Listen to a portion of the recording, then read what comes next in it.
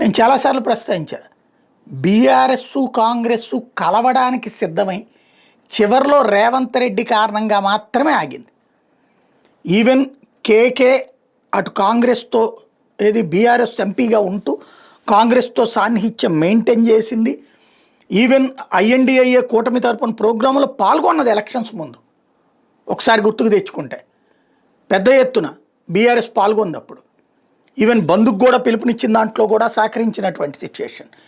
అయితే కాంగ్రెస్కి ఒక 15% 20% సీట్లు ఇచ్చేసి సర్దుకుందాం అనుకున్నటువంటిది కేసీఆర్. అవి తీసుకుని తమకు కూడా మంత్రివర్గంలో స్థానాలు సంపాదించేసుకుని సెటిల్ అయిపోదాం అనుకున్నారు కాంగ్రెస్ పార్టీకి సంబంధించిన నాయకులు.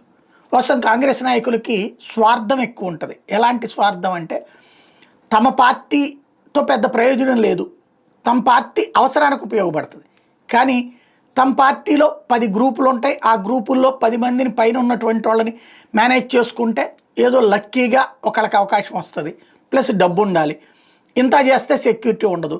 ఇలాంటి సిచ్యుయేషన్లో మన మాట వినేటటువంటి వాడు, లేకపోతే మనల్ని బాగా అభిమానించేవాడు ముఖ్యమంత్రి అయితే బెటర్ కదా, మన పార్టీ కాకపోయినా అన్న ఉద్దేశంతోనే 2014కు ముందు కాంగ్రెస్ పార్టీ తెలంగాణనిచ్చి ఎవరికి ఇచ్చింది ఛాయిస్? కేసీఆర్ని. కాంగ్రెస్ పార్టీ ఇస్తున్న తెలంగాణ క్రెడిట్ అంతా కేసీఆర్ కాంగ్రెస్ పార్టీనే ఇచ్చింది. కేసీఆర్ ఉద్యమాలు చేసే టైంలో కాంగ్రెస్ పార్టీ వాళ్ళు కూడా ఉద్యమాలు చేశారు. క్రెడిట్ మాత్రం కేసీఆర్కి కాంగ్రెస్ నాయకులే ఇచ్చారు, అధిష్టానం దగ్గరికి తీసుకెళ్ళి. అలాంటి పరిస్థితే ఇప్పుడు మళ్ళీ తీసుకొస్తున్నారా? అప్పటి సీనియర్లే ఇప్పుడు కాంగ్రెస్లో ఉన్నారు. రేవంత్ రెడ్డి సీఎం కావడం వాళ్ళకి ఇష్టం లేదు, భవిష్యత్తులో వాళ్ళు సీఎం గారన్నటువంటిది కూడా తెలుసు. కాబట్టి బీఆర్ఎస్ చేతికి ప్రభుత్వాన్ని ఇద్దరు కలిసి పంచుకోవడం అన్న కాన్సెప్ట్ ఏమైనా తెర మీద తీసుకొస్తున్నారు. ఒకవేళ రేవంత్ బయటికి పోతే ఓ 15-20 మంది ఎమ్మెల్యేలు బయటికి వెళ్తే ఆ వార వీళ్ళతో కలిసి ప్రయత్నించారా? రీసెంట్గా ఆంధ్రజ్యోతి రాధాకృష్ణ గారు రాసిన ఎడిటోరియల్ కాలం మొన్న ఆదివారం రాసిన దాంట్లోనే పెద్ద కుట్ర జరిగింది. అయితే చివరిలో ఈయన వెళ్ళి మళ్ళీ అధిష్టానాన్ని ఒప్పించడంతో మెప్పించడంతో ముఖ్యమంత్రిగా కొనసాగుతున్నారు, అంత పెద్ద కుట్రలు చేశారని రాశారు.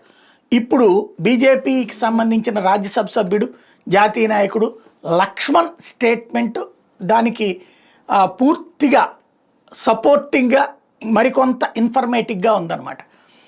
బీఆర్ఎస్తో అధికారాన్ని పంచుకోవడానికి కొంతమంది మంత్రులు సిద్ధమైపోయారు, కాంగ్రెస్ అధిష్టానం కూడా ఓకే అయిపోయింది.